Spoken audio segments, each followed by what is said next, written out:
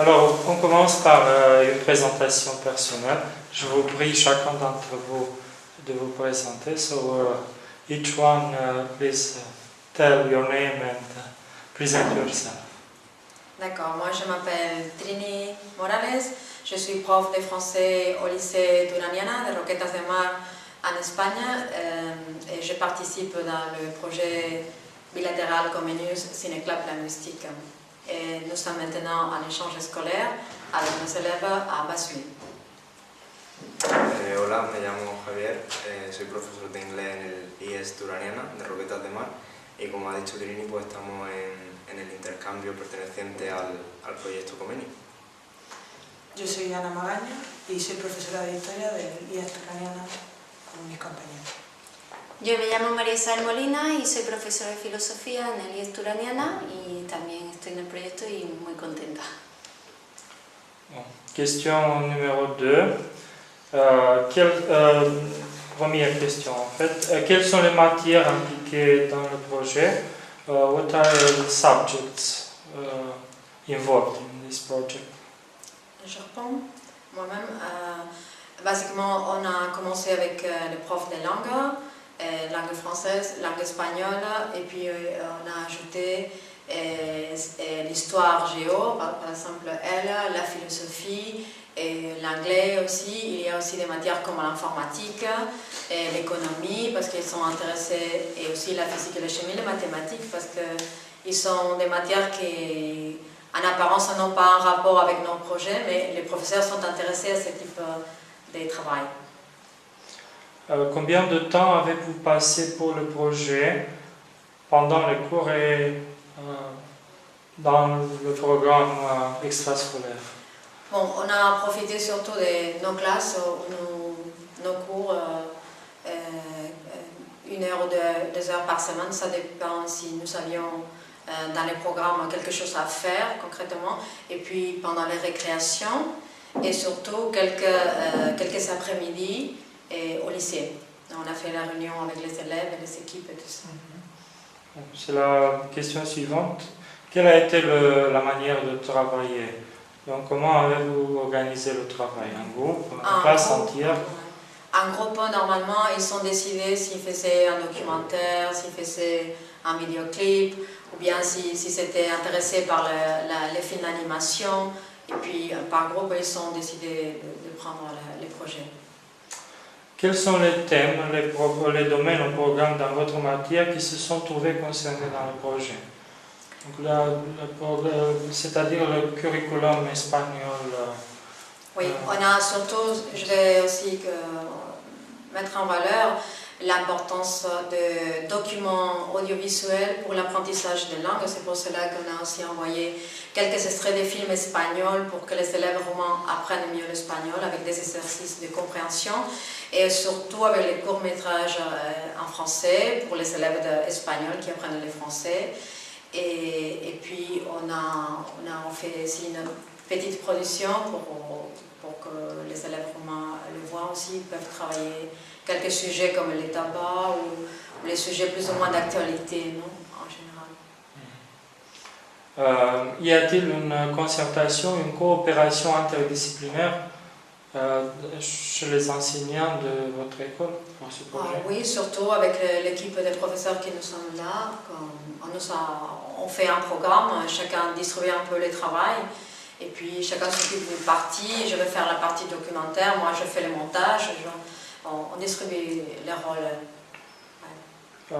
Avez-vous réussi à intégrer les documents en provenance des écoles partenaires, de l'école partenaire, pardon, dans vos propres cours? Oui, c'est ce que je venais de dire justement, c'est-à-dire on a eu des productions et comme ça, à partir de là on a appris. Bien c'était un travail linguistique ou bien c'est un travail pour apprendre à faire du cinéma. Il y avait les deux côtés. Dans quelle mesure avez-vous réussi à introduire une dimension européenne dans l'enseignement de votre matière? Bon, je crois que maintenant mes élèves se sont rendus compte que les Français servaient à faire d'autres choses, pas seulement à faire des cours de français, mais qu'on pouvait s'exprimer dans une langue et qu'on puisse les comprendre ailleurs. et qu'il y a beaucoup d'écoles en Europe qui parlent aussi français, où les français est enseigné. Avez-vous noté les élèves pour les travaux réalisés dans le cadre Bien du sûr, projet? Comment? Normalement, c'est pour nous une motivation extraordinaire pour les élèves, ils se sont bien impliqués. Alors, ils ont pris une partie de leur emploi du temps, par exemple de leur récréation, pour travailler dans les projets. Et moi, et mes copains aussi, mes collègues, ont noté, qualifié de façon positive. Bien en élevant la note, ou bien nous avons des petits commentaires à faire avec les qualifications. Donc, on a fait des commentaires positifs tout le temps. Maintenant, une question à laquelle il faut répondre. Chaque personne doit donner une réponse. Quelles seraient les différences et les similarités que vous avez observées entre l'école roumaine et l'école espagnole? Et qu'avez-vous appris au contact de vos partenaires? So what are the differences and the similarities between Romanian and Spanish school? And what did you find here during this partnership? So, I translate for... ¿Empiezas tú, Yolanda? Sí, bueno, hay alguna... Voy a hablar en español, es posible. Hay diferencia en la organización de las materias, de la asignatura, en los niveles que van superando, es lógico porque son distintos programas.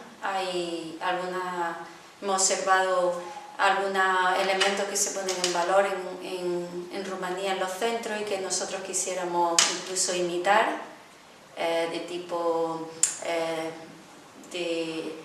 ¿cómo diría? Del escenario, de la decoración del centro, de la limpieza, y que ya llevamos ideas para España, nos ha gustado. Y en general vemos que los alumnos están muy motivados aquí y que están muy implicados en el trabajo. Nos ha gustado mucho.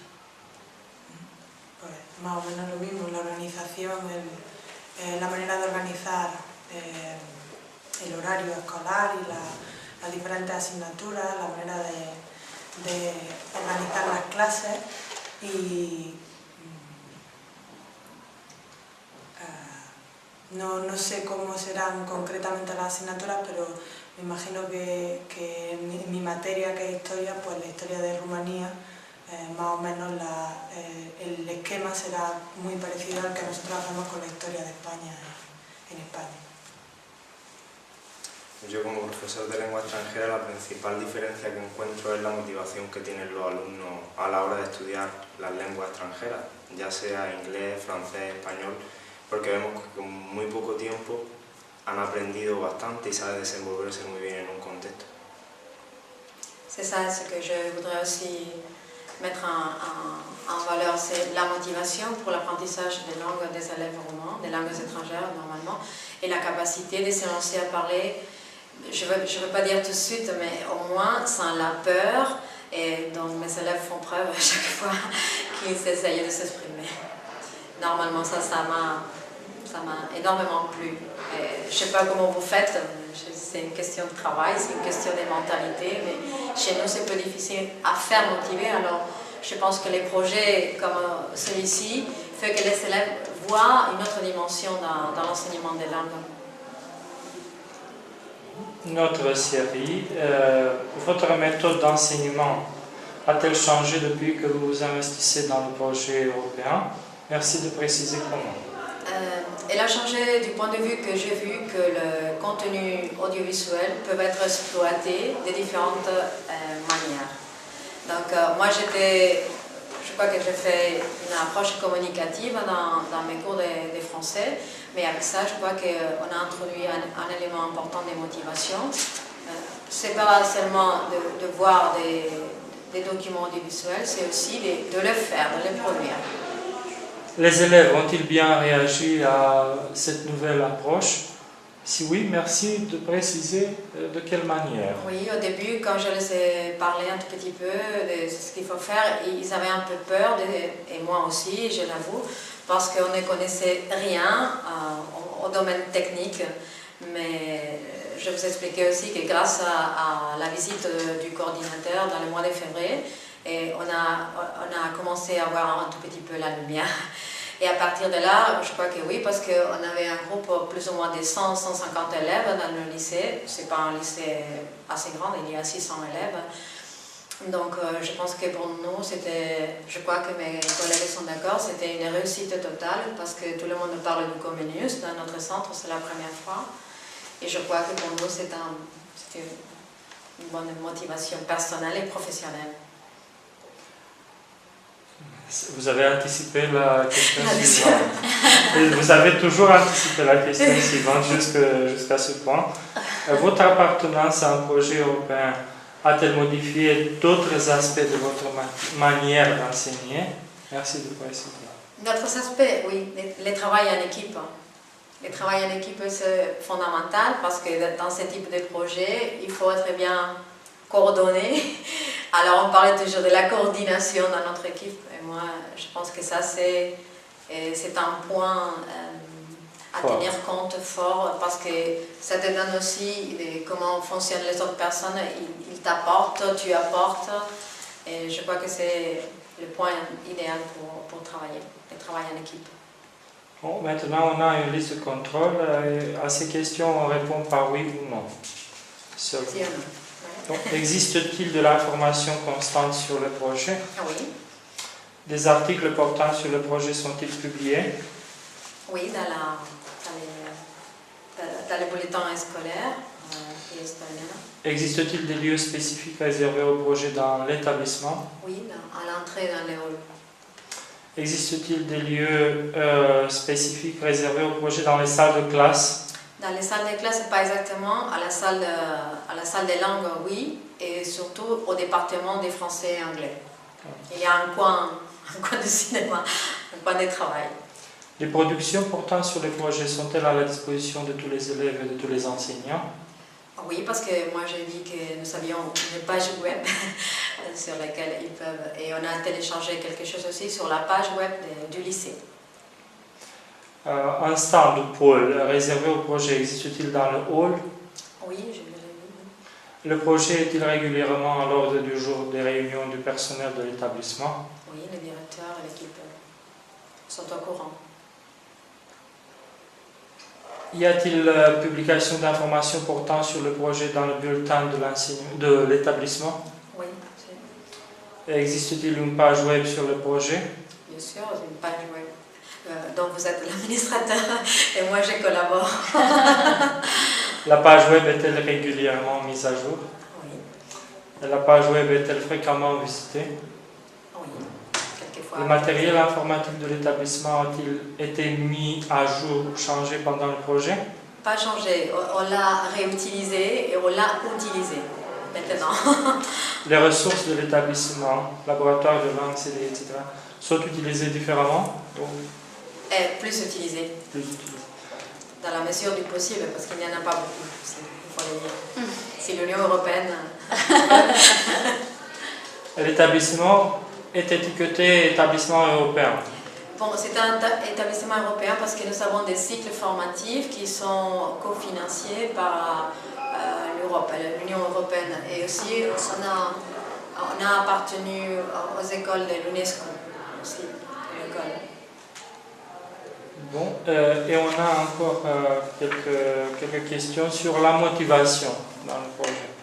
À court terme, première question, avez-vous apprécié de travailler dans le cadre de ce projet? Oui, énormément. Vous sentez-vous plus impliqué dans les activités de l'établissement depuis que vous travaillez dans ce projet? Dans mon établissement, en général, c'est pour cela, oui, bien sûr, parce que sinon je n'aurais pas commencé.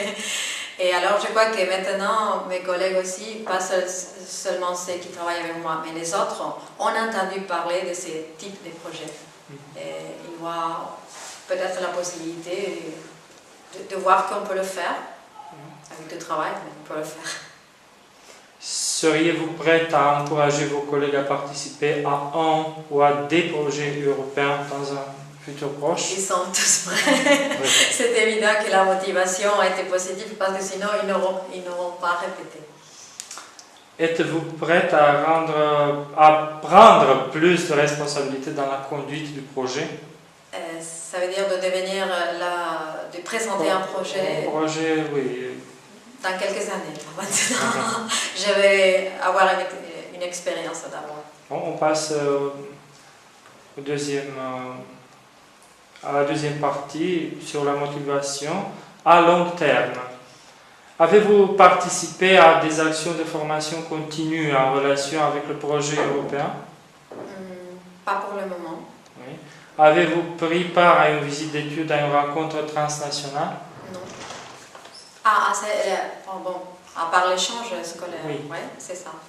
Avez-vous assisté à une ou à plusieurs conférences en relation avec le projet?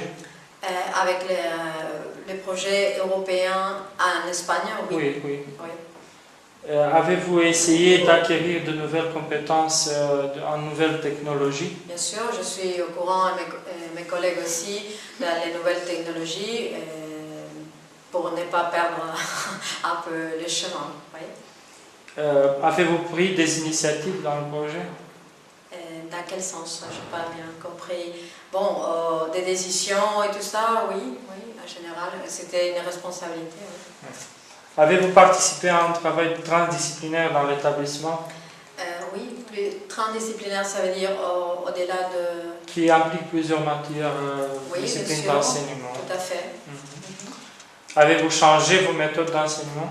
Donc, comme j'ai dit, j'ai mis en relief une partie que je croyais un peu incapable de faire. Comme j'ai expliqué, c'est des documents audiovisuels pour exploiter dans la classe, dans le cours des langues étrangères. Vous sentez-vous plus engagé à l'égard de votre établissement qu'avant ce projet?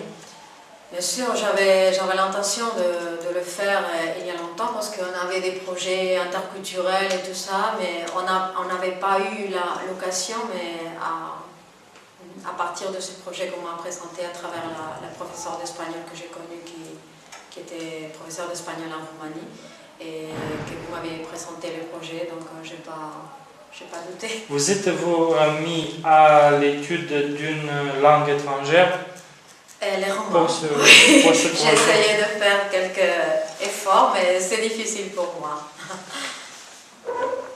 Bon, quant à la stratégie. Elle peut me dire parce qu'elle a renouvelé un petit peu le français, elle apprend aussi le roumain, et on essaye aussi d'être un peu sérieux avec cette langue, mais c'est difficile. Hein? Bon. Maintenant, passons au chapitre stratégie. Avez-vous une stratégie en matière de langue commune ou utilisée dans le projet? Ça veut dire que si c'est clair qu'on doit utiliser le français, l'espagnol et le roumain, c'est tout à fait clair, oui, parce qu'en plus nous avons des élèves d'origine roumaine dans notre lycée. Une stratégie sur la fréquence des communications. Entre les établissements, bien sûr. Dans tous les sens. Oui, dans tous les sens. Je crois que la communication a été fluide, je pense, oui, et régulière. Oui. Les moyens de communication. À travers surtout les emails. Les objectifs de la communication. C'était pour la mise à point du programme, surtout quand on avait des doutes, parce qu'on ne voyait pas très clair, et comme ça, et surtout, c'est ce qu'il fallait faire d'après le programme du projet. Pour la résolution de problèmes. Oui, pardon. Et la collecte de documents. Bien sûr, sur le projet de oui, bien sûr. Bon, éléments qui témoignent de la qualité de la communication. Existe-t-il un plan de travail pour le projet? Bien sûr, c'est déjà marqué dans les projets, mais c'est vrai que, comme j'ai expliqué avant, comme on avait commencé les projets dans une date qui n'était pas la date normale, on a commencé au mois de novembre, c'était pour nous, le commencement, le début était un peu difficile. Mais à partir du mois de février, je crois que ça a avancé plus vite, j'espère. Et existe-t-il des exemples de communication réussie entre les enseignants? Ça veut dire si on a des communications normalement, oui, pas de problème. Bon, on s'est bien compris. Et il y a l'évidence des mails, il y a les mails qu'on a échangés. Alors, les éléments qui témoignent de la qualité de la communication, je continue. Je vais monter ensuite l'enregistrement. Est-ce qu'il y a un dossier, ou est-ce que vous avez un dossier contenant des notes prises pendant les communications orales ou écrites? Téléphone, fax, mail, lettres, relatives? Tous les mails, et aussi quand le coordinateur a fait la visite, moi j'ai un agenda, j'ai fait un petit résumé des sessions de travail. Et il y a aussi les rapports. Les rapports intermédiaires au mois de juin. Oui. Voilà. Et Comme compte rendu. il y a aussi l'évaluation sur le site. Et l'évaluation sur le site. Bon.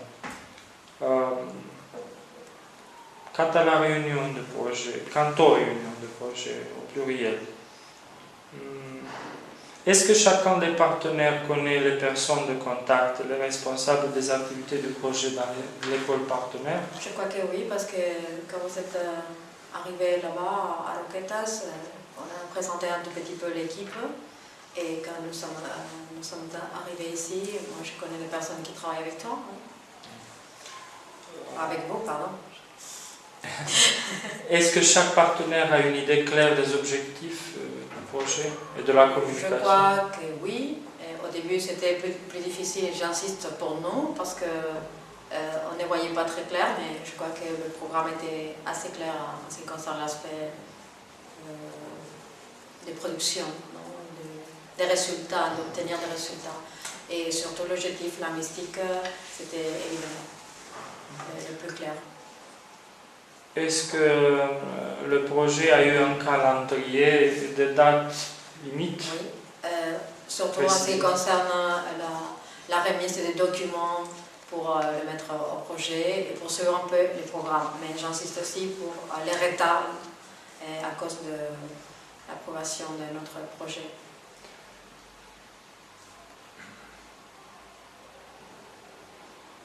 Qu'est-ce que vous aimeriez changer dans le projet? Changer. Nous n'avons pas recursos.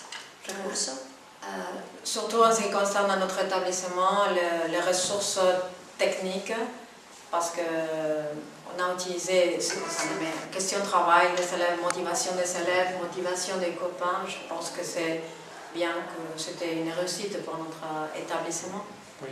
Et maintenant, un mot final, donc une impression générale par rapport au projet, par rapport à votre travail au projet, donc de la part de chacun. Marisa, una impresión global de tu... Mi impresión es que el contenido y la intención del proyecto es muy rico en posibilidades educativas, porque permite explorar nuevos medios para ampliar muchos valores y muchos contenidos, mucha información. Entonces, sobre todo, muy rico y muy abierto, en mi visión general. Yo creo que lleva razón porque nuestros alumnos, aparte de aprender técnicas y cosas relacionadas con el cine, también han aprendido y han visto cosas que creo que a nosotros nos resultaría muy difícil enseñarles porque han vivido directamente todo eso a través del intercambio y haciendo todas las producciones de cine y estudiando un poco la cultura y los documentales de la zona. Yo pienso que la valoración final es una valoración muy positiva porque siempre que hay comunicación pues podemos decir que es una experiencia positiva y más cuando hay una comunicación entre dos culturas diferentes, entre dos países diferentes y entre alumnos que están aprendiendo diferentes lenguas y que entre ellos se pueden comunicar. Así que yo creo que la valoración final es muy positiva. Bon, pour moi, finalement, je ne sais pas quoi dire parce que motivation personnelle, motivation professionnelle, motivation pour mes élèves, je crois qu'en général, moi, je parlerai des réussites.